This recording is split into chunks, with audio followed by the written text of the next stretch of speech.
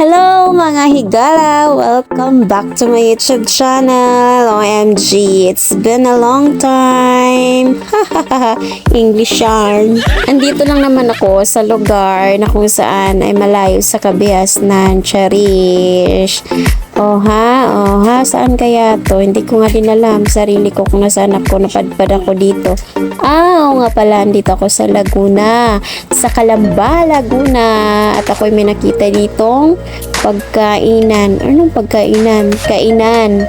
Okay, pumasok nga ako pero hindi ko alam anong pangalan. Kaya, ikot-ikot saglit at lalabas ulit para tingnan, silipin kung ano yung napasukan ko na kainan kasi hindi ko alam.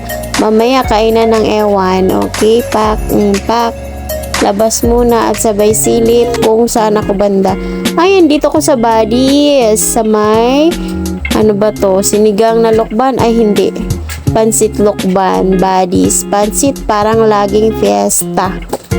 Mga higala, pumunta lang talaga ako dito para matikman ang kanilang dish. Sabi kasi nila, masarap daw ng mga pagkain dito. Wow ha, pumunta lang talaga dito para kumain. Ang layo-layo, hamburgerang palaka.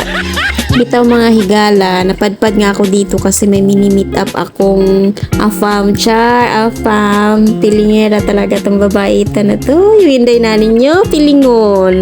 Habang ako'y nagsistandby dito at kumain, tingin-tingin sa paligid, picture-picture video, kala mo naman taga kung saan galing kasi nga amaze ako dito sa mga anong bang nakalagay dito, palamuti or mga dekorasyon. Ang ganda, napakaganda, napakaliwalas ng kanilang ambience. Wow, English ulit, ambience. Ano bang Tagalog sa ambience?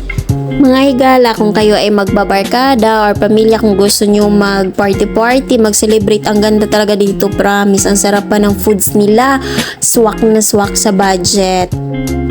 Makikain na nga at gutom na ako.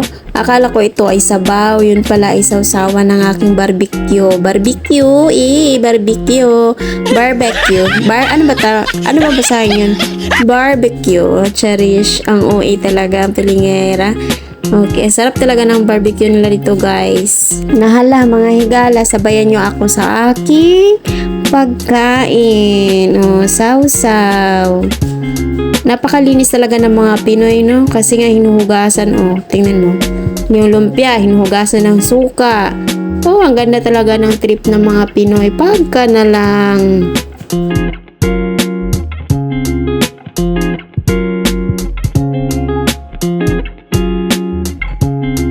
After kong kumain, yun lang, na-meet ko lang si Afam and then uwi na ako.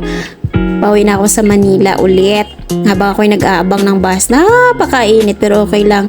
Busog na busog, umiinit naman ang aking tiyan. Char! Ay, hamburger talaga. Ay! Diyan sa lugar na yan, sa kinainan ko, katabi lang yan ng De Fresco building. Huwag kayong magalala, presko mga pagkain dyan. Ako lang naman ang hindi presko. Ay, di wow, sabaw. Yun lang mga higala, ako ay pasakay na ng bus. Chariring. Bye! God bless you!